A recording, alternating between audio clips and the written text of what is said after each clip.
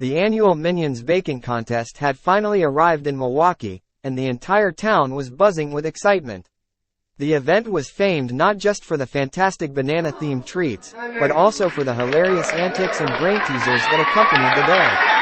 As the contestants, all dressed in their best Minion-inspired outfits, gathered their baking tools, the air was filled with the sounds of laughter and the sweet scent of bananas. The host, a charismatic man dressed as Greg, stepped onto the stage with a mischievous grin. "Welcome, everyone, to the Minion Mania Baking Contest," boomed Greg.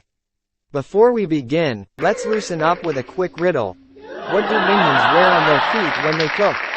The crowd murmured among themselves, chuckles spreading throughout the tent. After a moment, a small girl in a bright yellow shirt shouted, "Bapples," which was met with a hearty laugh from everyone. She had cheekily combined banana and apples instead of the expected boots or shoes. With the ice beautifully broken, Greg moved on to some witty quotes to keep spirits high. "Remember, as one great minion said, banana is not just a fruit, it's a way of life, so let's see that philosophy in your baking."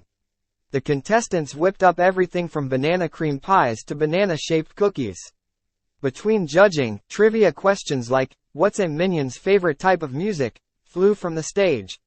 "Banana rock," was the enthusiastic, pun-filled answer, echoing through the tent.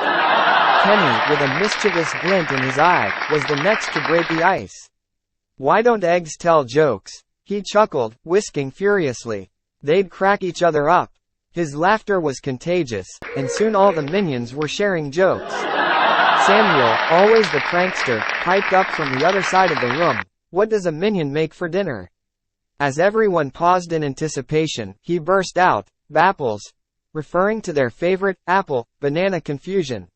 The contest judge, a tall, kind-looking lady named Mrs. Doe, managed the bustling kitchen while offering riddles to challenge the playful chefs. "I am not alive but I grow, I don't have lungs, but I need air." "What am I?" she asked, met with puzzled expressions from the yellow crowd.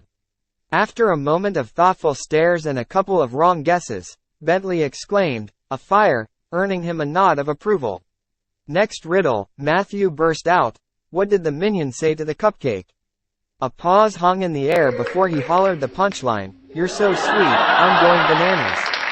Stuart prepared to dazzle with his secret cake recipe but got a bit sidetracked. "Why do we never tell secrets in the kitchen?" he asked aloud, whisk in hand. "Because the potatoes have eyes, the corn has ears, and the beans stalk." More laughter filled the air, mixing with the sweet aroma of desserts. As the sun set, the minions left with full bellies and joyful hearts, already brainstorming recipes and jokes for next year's contest.